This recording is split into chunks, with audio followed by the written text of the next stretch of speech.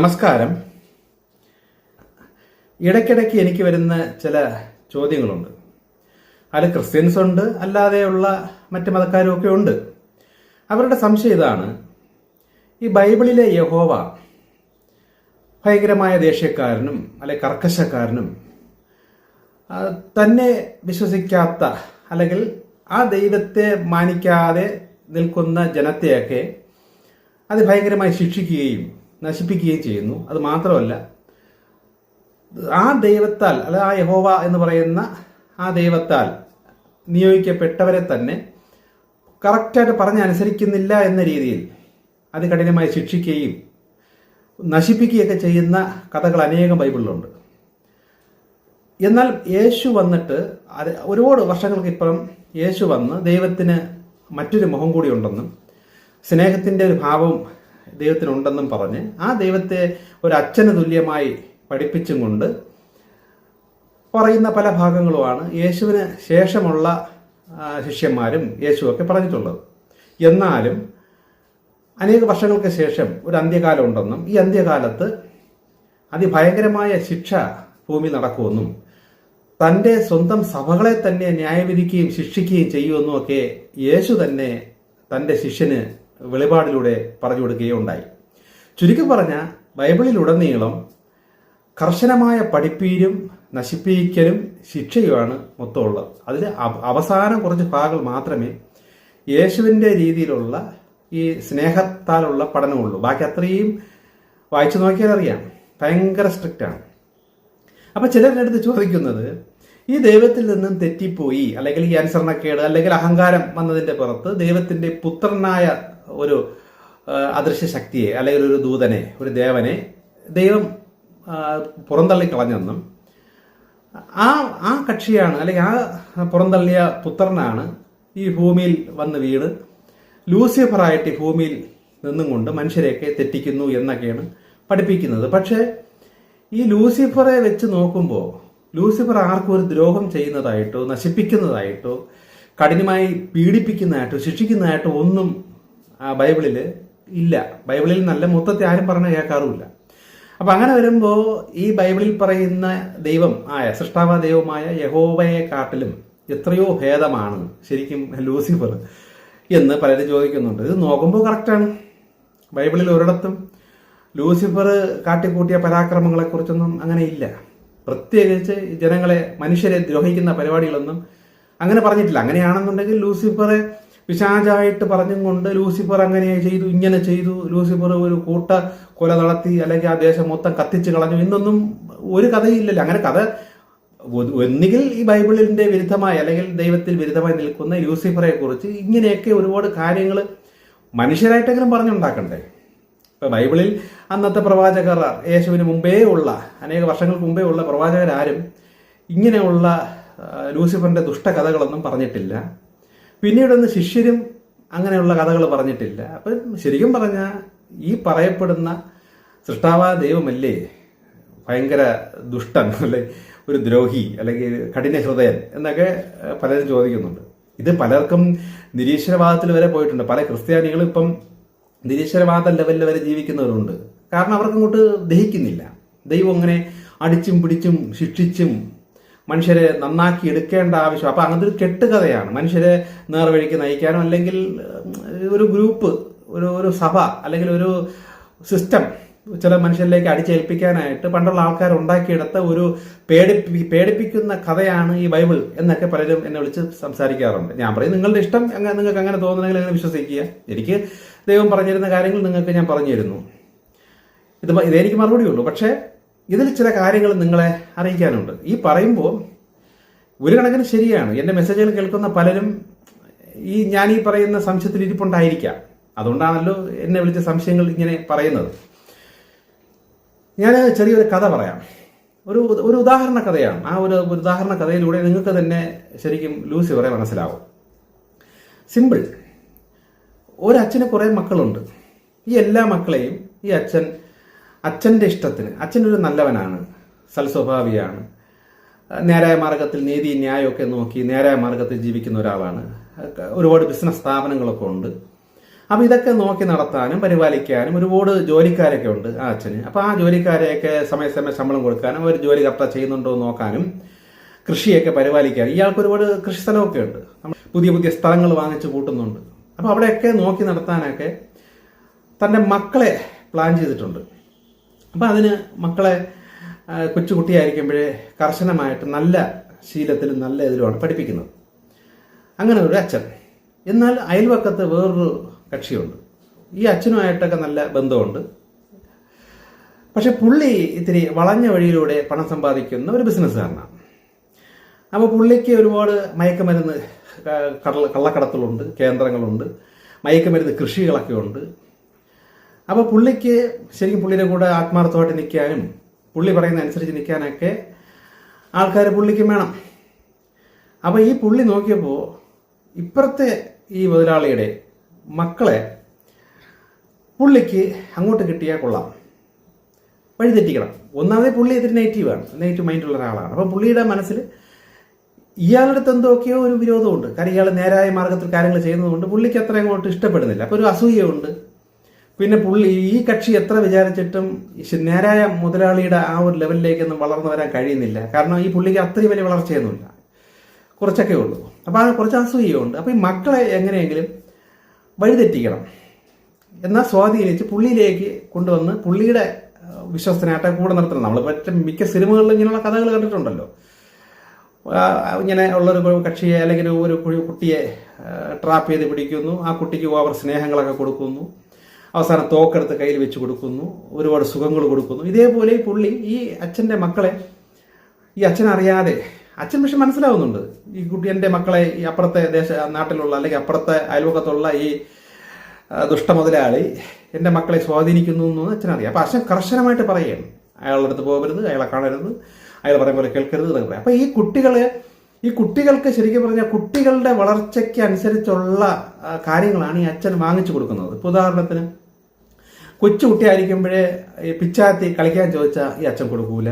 അല്ലെങ്കിൽ പിന്നെ വലിയ വലിയ കാശ് വേണം, രൂപ വേണം, എനിക്ക് സ്വന്തമായിട്ട് കടയിൽ പോയി സാധനം വാങ്ങിക്കണം എന്നൊക്കെ പറയുമ്പോൾ അതെനിക്ക് വേണ്ട, ഞാൻ വാങ്ങിച്ചു തരാം, പണം എൻ്റെ തരാൻ സമയമായിട്ടില്ല, അതിപ്പോൾ തരാൻ പറ്റൂല എന്ന് പറഞ്ഞ് കർശനം.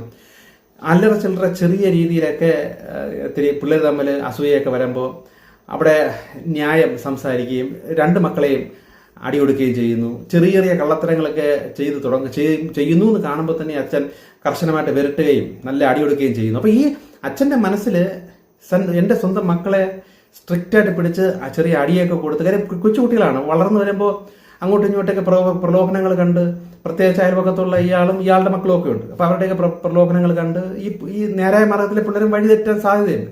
പക്ഷെ അച്ഛൻ കർശനമായിട്ട് പറയുന്നുണ്ട് തെറ്റില്ലെന്ന്. എന്നാലും ഈ പിള്ളേർ കൊച്ചുകുട്ടികളല്ലേ, വളർച്ചയില്ലല്ലോ, അപ്പോൾ വഴി തെറ്റുന്നുണ്ട്. അപ്പോൾ കർശനമായ അടിയൊക്കെ കൊടുക്കുന്നുണ്ട്. സ്ട്രിക്റ്റ് ആയിട്ടുള്ളൊരു സ്കൂളിൽ പോയി പിള്ളേരെ കൊണ്ട് ചേർത്തു. അപ്പോൾ സാറുമാരുടെ അടുത്ത് പറയാണ്, ചെറിയ തെറ്റുകളെ കണ്ടാൽ പോലും നല്ല സ്ട്രിക്റ്റ് ആയിട്ട് പിടിക്കണം, വിരട്ടണം, വഴക്ക് പറയണം, പഠിച്ചില്ലെങ്കിൽ നല്ല നുള്ളൊക്കെ കൊടുത്ത് പഠിപ്പിക്കണം എന്നൊക്കെ ഈ അച്ഛൻ ഈ സാറിന് ഏർപ്പാട് ചെയ്യണം. കാരണം അച്ഛൻ്റെ ഒരു ലക്ഷ്യം എന്താണ്, മക്കൾ വലുതായി വരുമ്പോൾ തൻ്റെ ബിസിനസ് സാമ്രാജ്യങ്ങളും തൻ്റെ കൃഷിയിടങ്ങളും താൻ എങ്ങനെയാണോ തൻ്റെ ജോലിക്കാരുടെ ഡീൽ ചെയ്യുന്നത് അതിനെക്കാട്ടിയും ബ്രില്യൻ്റ് ആയിട്ട് എൻ്റെ മക്കൾ കൂടെ നിന്ന് ജോലി ചെയ്യണം എന്ന് ആഗ്രഹത്താൽ ഈ അവകാശങ്ങളെല്ലാം മക്കൾക്ക് കൊടുക്കാൻ വേണ്ടിയിട്ടും കൂടെയാണ് അച്ഛൻ മക്കളെ സ്ട്രിക്റ്റ് ആയിട്ട് പഠിപ്പിക്കുന്നത്. തലതെറിച്ച ഒരു മകന്റെ കയ്യിൽ തന്റെ ബിസിനസ് സാമ്രാജ്യത്തിന്റെ ഒരു ശകലം പോലും ഏൽപ്പിക്കാൻ പറ്റില്ല. അപ്പം നല്ല മക്കളാക്കി എടുക്കണം. അതിന് വേണ്ടിയിട്ടാണ് അച്ഛൻ സ്ട്രിക്റ്റ് ആയിട്ട് പഠിപ്പിക്കുന്നത്. ഇതെടുത്തും കൊണ്ട് ഈ അയൽവക്കത്തുള്ള ഈ ദുഷ്ടമുതലാളി മുതലെടുക്കുകയും അപ്പോൾ പിള്ളേരെ അങ്ങോട്ട് വശീകരിച്ചെടുക്കുന്നു. കൊച്ചുകുട്ടിയായിരിക്കുമ്പോൾ തന്നെ കാശൊക്കെ കയ്യിൽ കൊടുക്കുന്നു, സ്വല്പം കഞ്ചാവും അങ്ങനെയൊക്കെയുള്ള കാര്യങ്ങൾ കൊടുക്കുന്നു, ആവശ്യത്തിനധികം മധുര പലഹാരങ്ങളും അതും ഇതൊക്കെ കൊടുക്കുന്നു. അപ്പോൾ പിള്ളേർ നോക്കിയപ്പോൾ സ്വന്തം വീട്ടിൽ കിട്ടുന്നതിനെക്കാട്ടിലും സുഖം ഈ അയൽവക്കത്തുള്ള ഇയാളിലൂടെ കിട്ടുന്നുണ്ട്. അപ്പോൾ ഈ അയൽവക്കത്തുള്ള ഇയാളിലൂടെയാണ്, ഇയാളുടെ അടുത്താണ് ഭയങ്കര ചായ്വ്. അപ്പോൾ അയാൾ തന്നെ പറയാം, സ്വല്പം നമുക്ക് മോട്ടിക്കുന്നതിന് കുഴപ്പമൊന്നുമില്ല, ചെറിയ ചെറിയ മോഷണമൊക്കെ ആവാം, അതാരറിയാൻ പോകുന്നു എന്നൊക്കെ പറഞ്ഞ് ഈ പിള്ളേരെ കൊണ്ട് ഈ തെറ്റിക്കുകയും. ശരിക്കും ഈ അയൽവക്കത്തുള്ള മുതലാളിക്ക് ഈ പിള്ളേരോട് ആത്മാർത്ഥമായിട്ട് സ്നേഹം കൊണ്ടാണോ അവർക്ക് നല്ല ആഹാരം വാങ്ങിച്ചു കൊടുക്കുന്നു, അച്ഛൻ വാങ്ങിച്ചു കൊടുക്കുന്നതിനെക്കാട്ടിലും കുറച്ച് കാശ് കൂടിയ ഉടുപ്പും നിക്കറൊക്കെ അല്ലെങ്കിൽ ഉടുപ്പും പാൻറ്റൊക്കെ ഈ ദുഷ്ടമുതലാളി പിള്ളേർക്ക് വാങ്ങിച്ചു കൊടുക്കുകയാണ് ഇങ്ങനെയൊക്കെ. അപ്പം അങ്ങനെ പിള്ളേർക്ക് ശരിക്കും പറഞ്ഞാൽ അച്ഛൻ്റെ അടുത്ത് അത്ര പോരാ. ഇപ്പം പിള്ളേർക്ക് ഇഷ്ടം എപ്പോഴും എൻ്റെ കാര്യങ്ങളെല്ലാം കറക്റ്റായിട്ട് നോക്കുകയും എനിക്ക് വേണ്ടതെല്ലാം സമയസമയം തരികയും ചെയ്യുന്ന അയൽപക്കത്തെ മുതലാളിയോടാണ് ഈ പിള്ളേർക്ക് ഭയങ്കര സ്നേഹം. എന്നാൽ ചില പിള്ളേരുണ്ട് അച്ഛൻ പറയുന്ന അനുസരിച്ചും കൊണ്ട് എനിക്ക് അയലോകത്തുള്ള മുതലാളി ഇത് വേണ്ട, എനിക്ക് എൻ്റെ അച്ഛൻ മതി എന്നുള്ള ഒരു സ്നേഹത്താലുള്ള മക്കൾ ഇപ്പുറത്തുണ്ട്. പക്ഷെ ചില മക്കൾക്ക് അപ്പുറത്തോട്ടാണ് ഭയങ്കര ചായ്വ്. കാരണം അച്ഛൻ സ്ട്രിക്റ്റായിട്ട് പിടിക്കുന്ന പല കാര്യങ്ങളും അപ്പുറത്തെ അയൽവക്കത്തുള്ള ആ കുട്ടി, മറ്റേ ആ മുതലാളി, ആ അച്ഛൻ നല്ലോണം തരുന്നുണ്ട്. അപ്പം പിള്ളേരങ്ങോട്ടായി.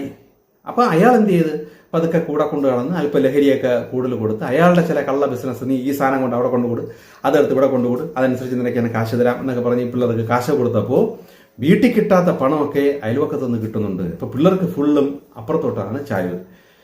ഇങ്ങനെ വരുമ്പോൾ അച്ഛന് ഭയങ്കരമായ ദേഷ്യം. ഇത് ഓരോ പ്രാവശ്യം മക്കള്, ഈ ചില മക്കൾ ഇങ്ങനെ തെറ്റൊന്ന് കാണുമ്പോൾ അച്ഛൻ സ്ട്രിക്റ്റായിട്ട് വിരട്ടുകയും അടിക്കുകയും ഒക്കെ ചെയ്യുന്നുണ്ട്. പക്ഷെ ഇതെല്ലാം ഈ അച്ഛൻ ഈ മക്കളടുത്തുള്ള വൈരാഗ്യവും ദേഷ്യവും കാരണമാണോ ചെയ്യുന്നതെന്ന് എൻ്റെ ഈ കഥ കേൾക്കുന്ന നിങ്ങൾ തന്നെ ആലോചിച്ച് നോക്കുക. അപ്പം അങ്ങനെ ഈ അച്ഛൻ എത്രത്തോളം സ്ട്രിക്റ്റായിട്ട് പിടിക്കുന്നു അത്രത്തോളം അയൽവകത്തുള്ള അയാൾ ഈ മക്കളെ വ്യാജത്താൽ സ്നേഹം നടിച്ച് അയാളെ കാര്യങ്ങൾക്ക് വേണ്ടി ഉപയോഗിച്ചുകൊണ്ടിരിക്കുകയും അങ്ങനെ ആയി. ഇപ്പം ചില അടിപിടി കേസുകളായി, ചില പോലീസ് കേസുകളായപ്പോൾ അയാൾ തന്നെ ആ പിള്ളേരെ ഇറക്കി.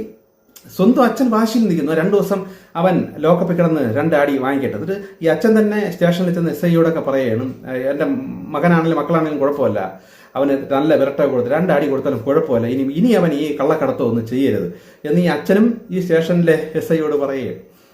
അപ്പോൾ ഇത് കാരണം SI അതനുസരിച്ച് കടുപ്പിച്ച് ശിക്ഷിച്ചെന്ന് വെച്ചാൽ വിരട്ടുകയും. എന്നാൽ അത്യാവശ്യം ഈ SIക്ക് ഈ അച്ഛനുമായിട്ടൊക്കെ നല്ല ബന്ധമുണ്ട്. കാരണം ഇയാൾ നല്ലൊരു മുതലാളിയാണെന്നൊക്കെ SIക്കും അറിയാം.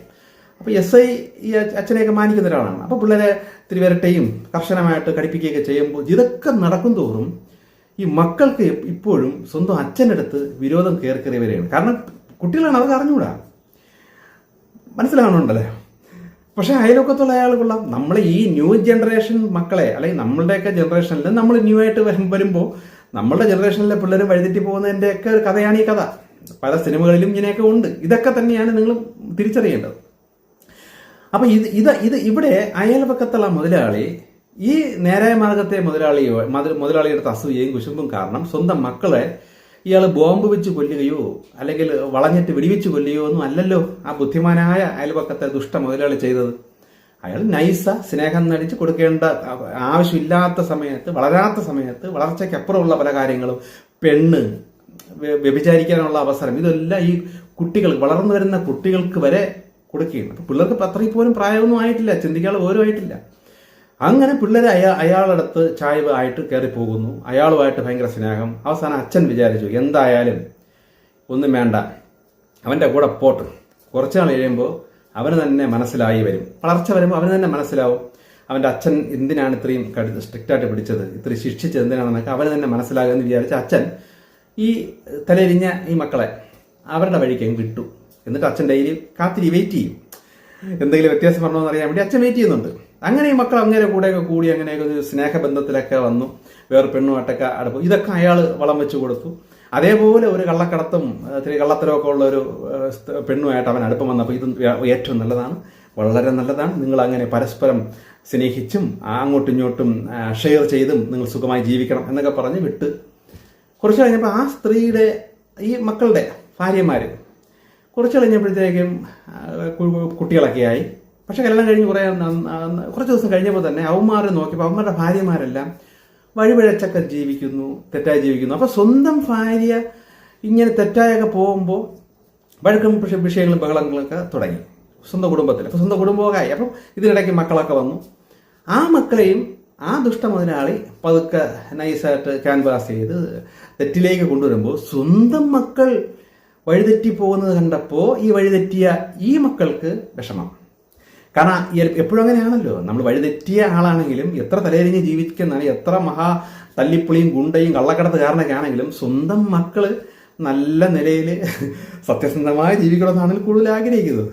അങ്ങനെയാണ് കൂടുതൽ വരുന്നത്. പിന്നെ അപൂർവം ചിലർ സ്വന്തം മക്കളെയും ഇങ്ങനെയൊക്കെ ആക്കും. എങ്കിലും ഉള്ളിൻ്റെ ഉള്ളിൽ മക്കൾ നന്നാകണം, ഇപ്പം കള്ളക്കടത്തിലൂടെ ആണെങ്കിലും നന്നാകണം എന്നായിരിക്കും ചിന്തിക്കുന്നത്. പക്ഷെ ഈ മക്കൾക്ക് അതങ്ങോട്ട് മനസ്സ് വരുന്നില്ല. കാരണം എന്താണ്, അവരുടെ രക്തത്തിൽ ഈ നല്ല തന്തയുടെ രക്തം ഓടുന്നുണ്ട്.